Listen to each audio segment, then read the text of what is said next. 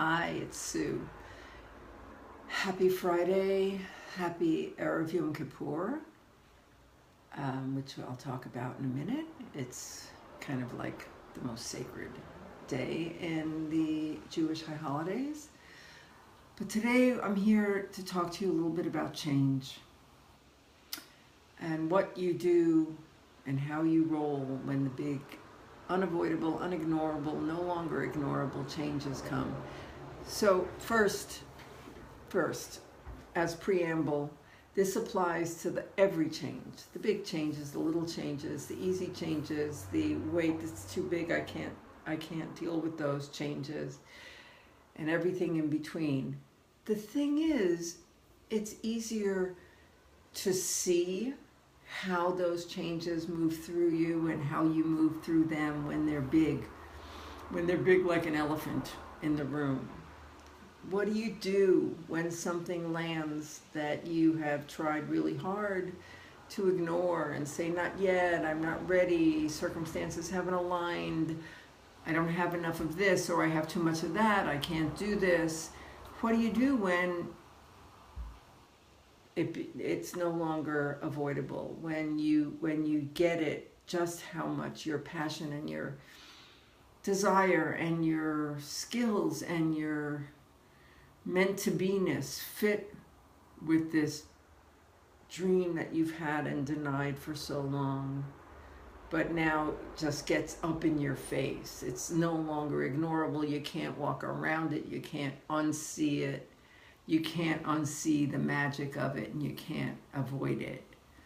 No matter how many times you successfully walked away from this impulse, this desire in the past, what do you do when you can no longer walk away? So this is up for me. This is up for me, and as always, I bet I'm not the only one. The last 3 times I've had a coaching session, each time, the last 3 times I've worked with different coaches, each of them has asked me in the course of our conversation, each of them has asked me, if money was no object, what would you be doing? This always comes up in context of, I'm not sure what the direction of my work is now. I'm not sure. And so that must be, I know I ask it as a coach too. So it's a common question to get asked.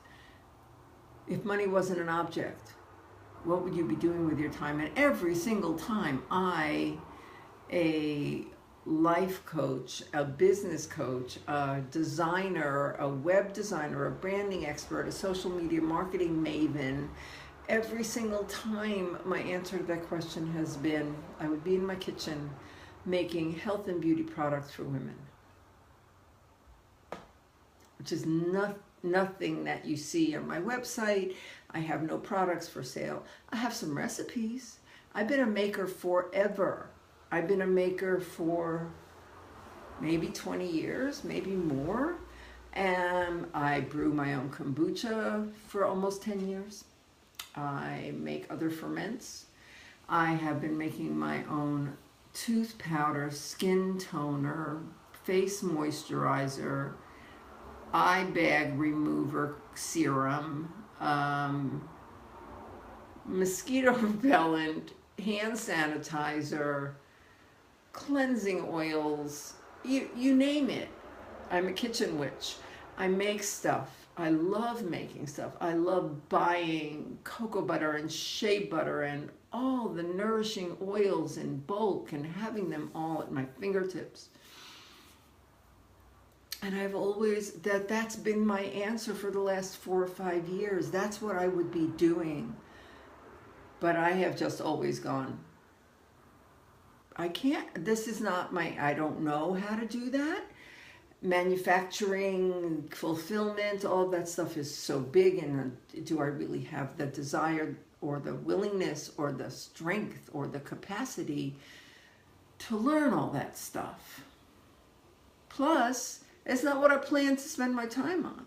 I planned, like we all do in our businesses, right? At the end of of the year, the beginning of the year, you do your planning, you project when you're going to do stuff and what you're going to launch and how you're going to sustain yourself and your business and serve your clients.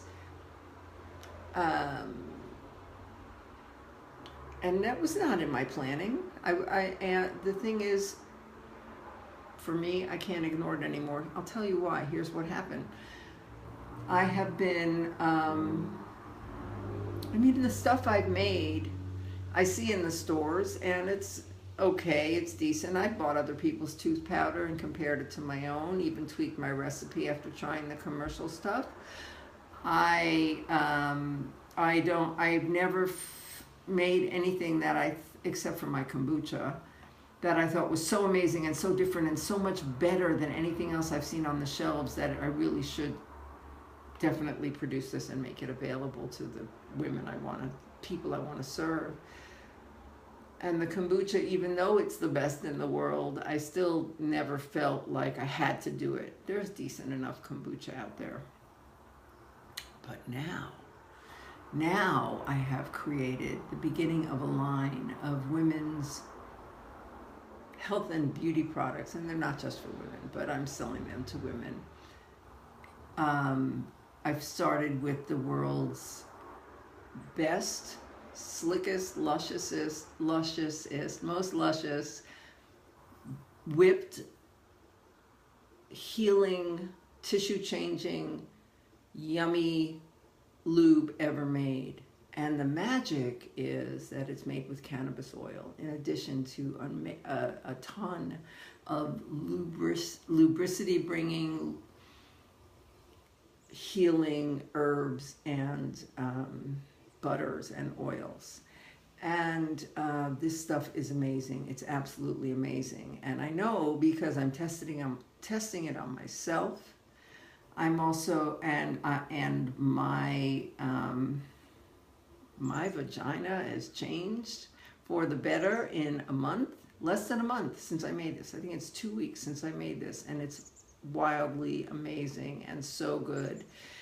And I'm also making anal and vaginal suppositories made with all these healing things in them, including the cannabis oil. And I think I'm going to be putting cannabis oil in everything that I make. My hair oil, my face oil, all that stuff. So I'm changing the nature of my nails. I'm removing the ridges from my fingernails with cannabis oil. So this is like, oh my God, this is the thing that I was born to do. This is the thing that that's why I've been perfecting my skills as a maker and a recipe maker. And I am putting together a board of advisors, and I am pursuing this, even though it has nothing to do with what I planned this year. So what do you do? How do I, here's the question I'm facing, and I bet you faced it too. How do you honor the call, the really powerful call like I'm feeling now for this line of products, and stay true to, and at the same time stay true to yourself so that you can be fully expressed in the world and in your work, whatever that may be, the unexpected and unplanned for thing. And at the same time, honor the business that you are building or have built, the audience you've created, and the promises you've made. Now, I've seen women go through big changes. I've seen, I subscribe to a lot of blogs and newsletters of people who've taught me, people I've worked with over the years, and I've seen this happen. I can't remember who did what now, but I've seen business women send out an email and saying, my work is really changing right now. I mean, I didn't know this was going to be happening, but it's happening, and I'm changing the direction of my work. I hope you're going to be interested in it. I hope you're going to want to know more about it. And then they say one of two things. The really brave ones, I think, say, I don't want to presume you're still interested in hearing from me. So I'm asking you to opt in again. I'm asking you, if you don't sign up again for my newsletter or my blog, by clicking on this button or filling out this form, in a couple of months, I'm going to drop you off my list. Now that's brave. That's the move to make if you really are willing to let everyone on your list opt in again and end up with probably a smaller but much more aligned mailing list or subscriber list. Or I also see it proposed as, if my new direction isn't a good fit for you, then please use the unsubscribe button below. I'm really sorry I'll be sorry to see you go. And I know how crowded your inbox probably is, and I respect your choice. This is I celebrate you claiming sovereignty over your inbox. So one of those two methods is a really good way to be transparent and be honest and share with your audience what's true. Now, I know so far in the last couple of weeks that I have gotten nothing but excited responses when I talk about this product. And now I'm in the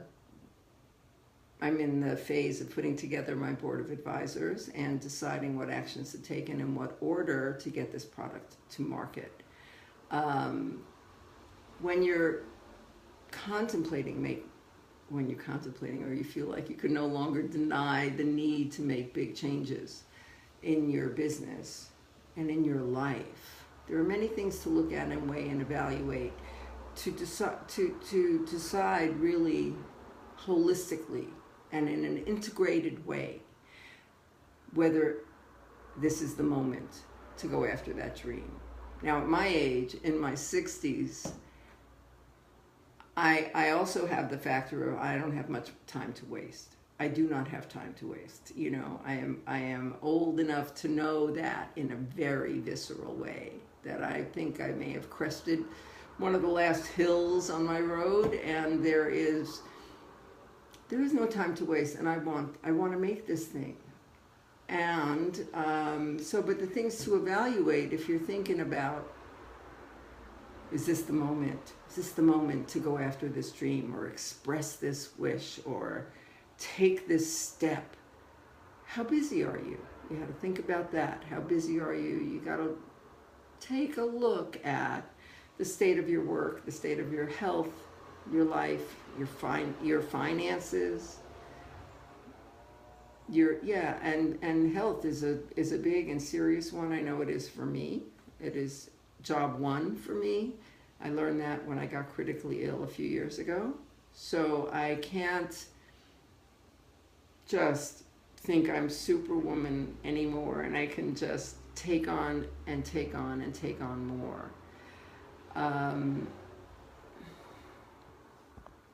But when you're ready, then you're ready. If you can, and what has to happen to free yourself from the fear and the stuckness? If you can trust your inner guidance, trust your passion, and find the way to not get too attached to outcomes, then you can try everything. You can try it all. Like one of my teachers and mentors, George Cow, says often, just keep flying those paper airplanes, one after another. Your audience, your people, your tribe will absolutely tell you what's working and what isn't, what it lights them up and what doesn't. Listen to your body, your heart, and your inner guidance. Get quiet.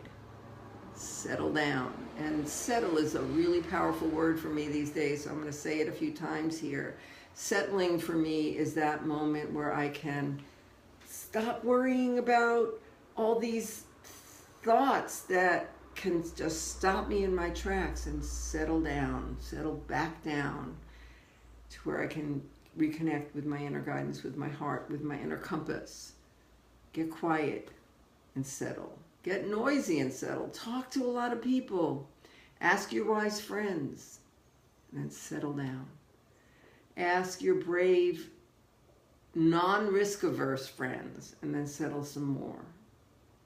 Try not to ask the risk attached friends too much, because they could stop you. Their worries could stop you because they're going to echo your own worries. So be careful when you ask people to hear you. Get some skill, practice and discern and pay attention to who can drop their own agenda and really listen. Take a walk. Listen to your favorite music. Dance. Dance around. Look up. Open your hands. Send a prayer or intention out on your next exhale. Settle. Settle. Listen. Feel. You'll know. So here's what I know. Everything is freaking changing for me.